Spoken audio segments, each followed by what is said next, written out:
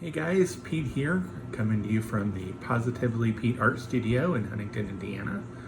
So today I want to continue the series on pour painting, and for this video I want to talk about the very first technique.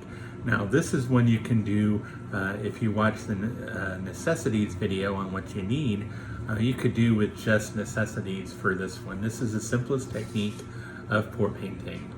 And basically with this technique, you're just going to take the pour paint and you're going to put it directly on the canvas. So there really is no right or wrong answer to pour painting as far as what colors to use. I traditionally like colors with high contrast. However, occasionally I'll stray away from that and do like black and white or do something in metallics. But I typically am a colorful person, so I like nice bright colors in my pour paintings. So for this pour paint today, I'm going to do a 4x4 canvas, just something simple. I've got newspaper already laid down on the desk. I also have my secret weapon, my non-stick aluminum foil ready to go. So the colors I'm going to use today, and you'll see what I mean about bright colors. So I've got bright blue. I have got bright yellow. I have got magenta deep. I have got orange. I have got, wait for this one, neon pink and turquoise to kind of tie it all together. Typically I don't use that many colors in a painting. I like to limit it to 4. But since this is going directly on the canvas, it's a little easier to get by with using more colors. Something to note, working with the big bottles versus working with the little bottles, if you're pouring directly on the canvas, it's much easier to do with the smaller bottles. You can control the flow. You can control when you're ready to stop much easier with the big bottles, but I'll try to show you some techniques for that as well here in just a moment.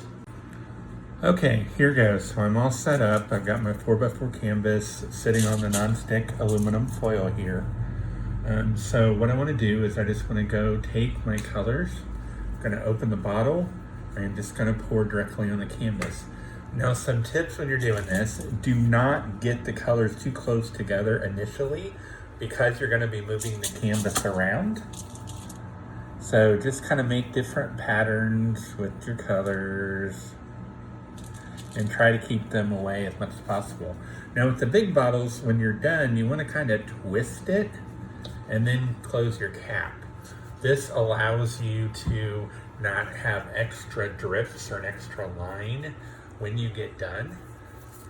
So first I started with the magenta first.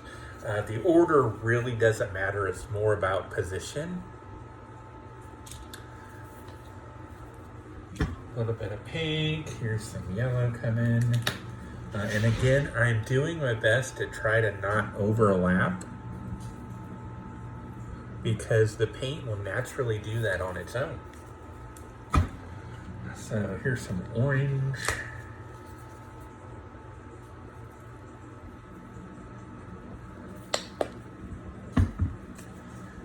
Okay, some turquoise.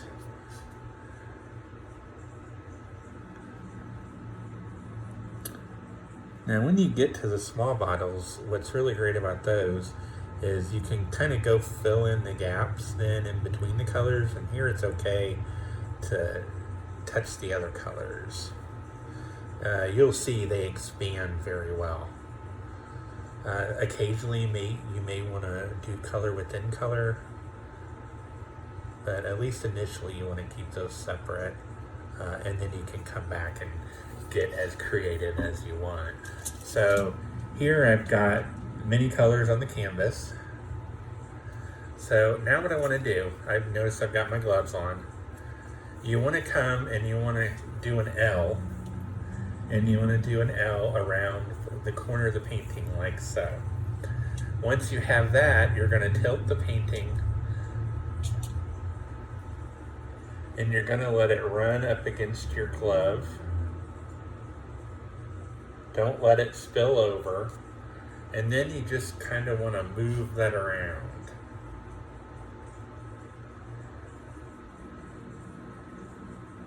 Usually the paint flows really well. I don't know why it's being so slow to move today. So you get the one corner, then you're going to switch. And it's okay if the colors bleed over the edge, because really you want to get that anyway.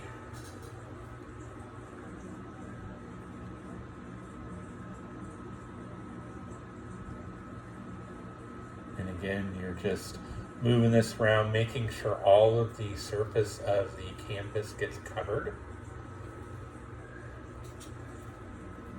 So you're going to do that with each of your four corners.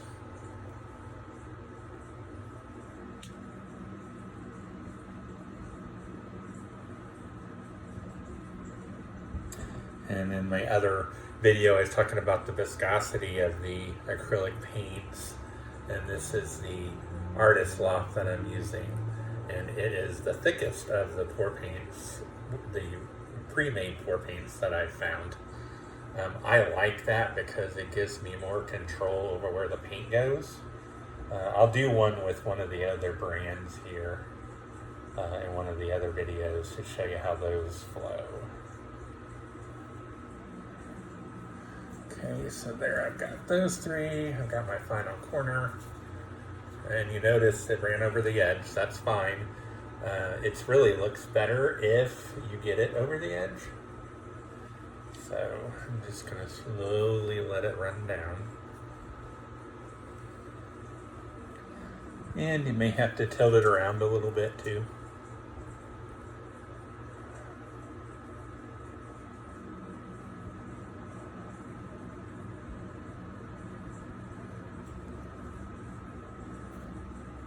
But basically you just want to make sure that you get all of your canvas covered.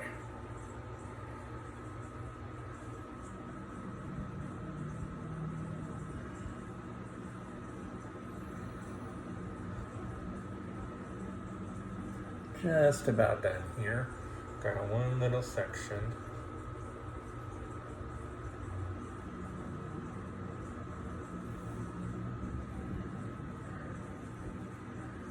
Okay, so something else you can do, see why you wear gloves. You can take the excess paint and kind of come back and just carefully dab it at any open areas. Now, be mindful because you want to kind of pull up when you're doing that. Otherwise, you'll leave a fingerprint. You don't want to do that. So here I've got, in any open areas, I'm going to go back over with my glove and do that as well. Now this paint will take a while to dry. And with this one, I'm just doing a basic pour. So I've covered the entire surface now. Let me get these gloves off and I'll let you take a look.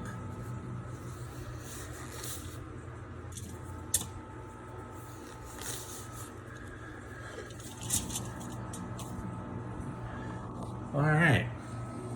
So then this is the finished product. Something else you'll notice about the ready-made pour paints is they're very glossy by nature, so you don't need a sealer like you do with other acrylic paints because it's already built in. So that's the first technique, you're pouring directly on the canvas. So I would encourage you, when you first get started, try that. It's a great way to learn how the colors combine, how the paint moves, because you're going to want to understand that as you get more advanced with your techniques. So I hope you make some great art today. Thank you.